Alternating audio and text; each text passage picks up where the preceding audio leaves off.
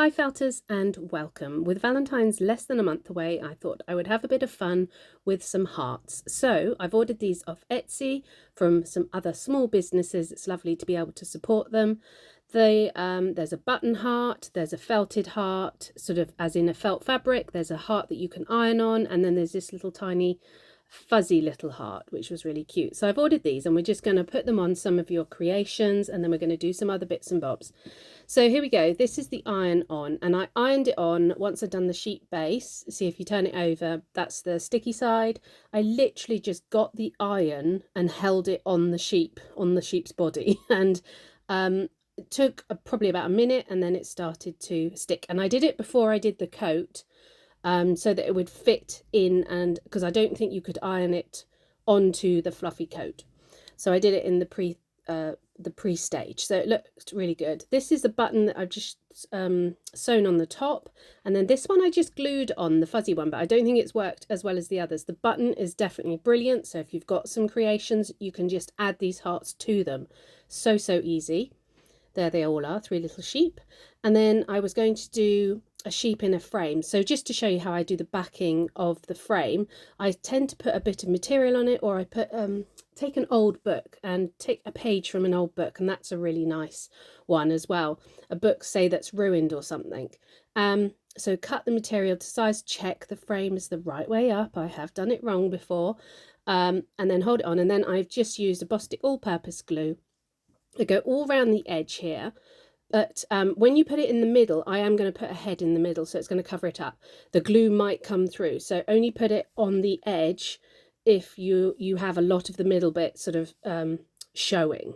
So do be careful. And then I leave it to set for not long, just an hour or so. And this would be how it would look if it was in a frame, but we're going to take the glass out in a minute. Or you could just do a felted back. I've just done a felted video.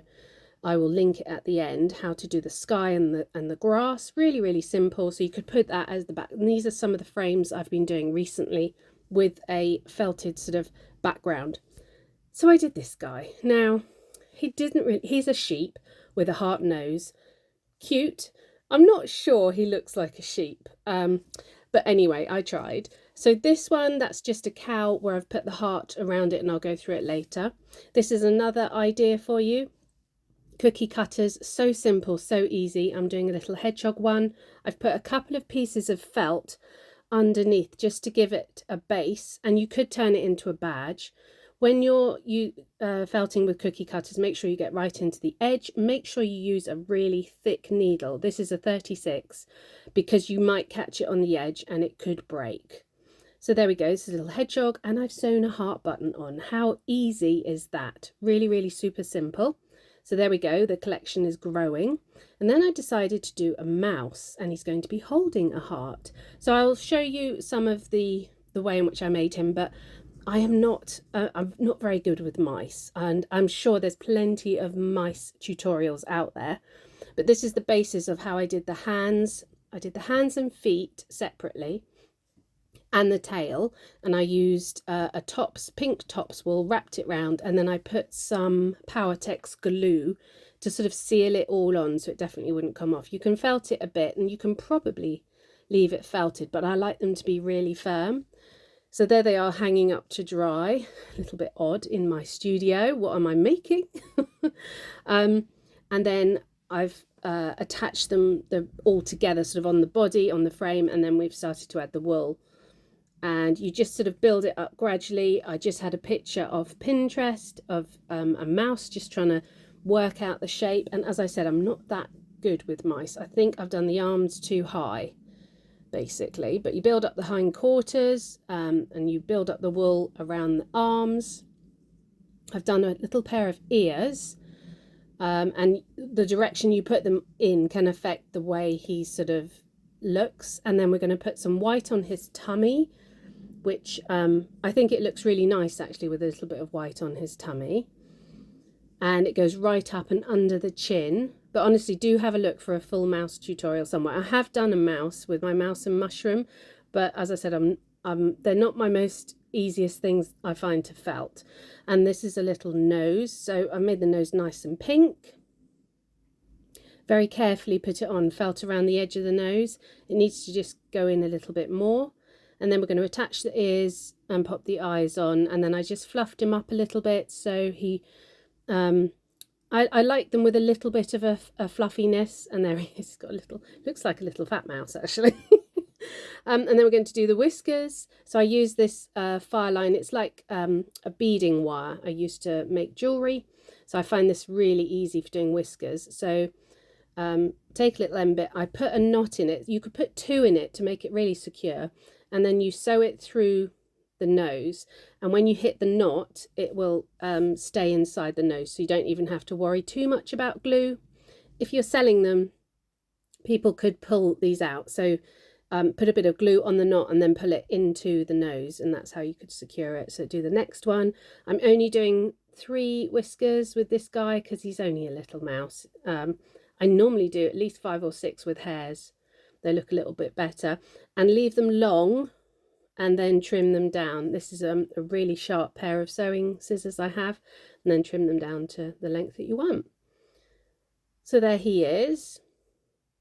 Now we're going to just do a heart for him to hold, and the easiest way to do a heart personally is a cookie cutter, and get more wool than you think you need and absolutely ram it in there and then felt it down. Try and do the wool all in one piece, otherwise you might have sort of join marks at the side of it. So felt it all round, and then you're going to turn it over. It really sticks to the mat. It's not a problem, just peel it off, turn it over, and then this is the side that looks the nicest once you peel it off, and this is the side I sort of try and make neat.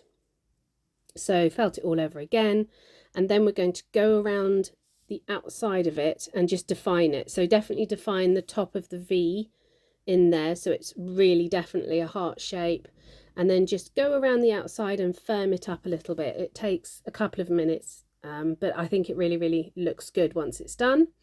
And there you go, you have a heart. So if you have any creations that have got arms, you could have them holding hearts and just squish it in, and there he is, he's holding the heart. So very sweet little mouse. I'm kind of pleased with him, but yeah, I'm not really good at mice. So this is the little felt heart, and all I did was put it on a little black bit of tie and then tied it on. But this felt heart also can be felted onto things, so you don't even have to needle felt your own heart. It's quite lazy really, but if you have a lot to do and you want to do something quickly, there we go, his heart is felted.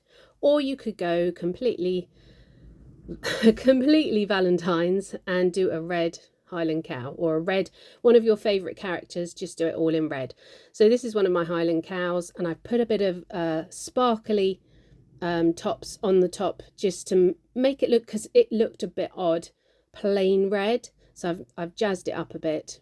Here we are doing the horns. You guys that follow me know my Highland cows that I do all the time. And there we are, just putting the fringe on, and I think he's really sweet, and he needs a tail as well. So that is a few ideas for you of how to heart up your creations that you've got at the moment. Or you can go completely mad and do a whole red creation in your most favourite animal. So if you're looking to do a present for somebody or for yourself for Valentine's, I hope I've given you some ideas and some inspiration. We've got a really exciting video coming up next. I'm going to be doing a giveaway for my channel and on Instagram. So please do subscribe, and thanks for watching, and we'll see you again soon. Take care.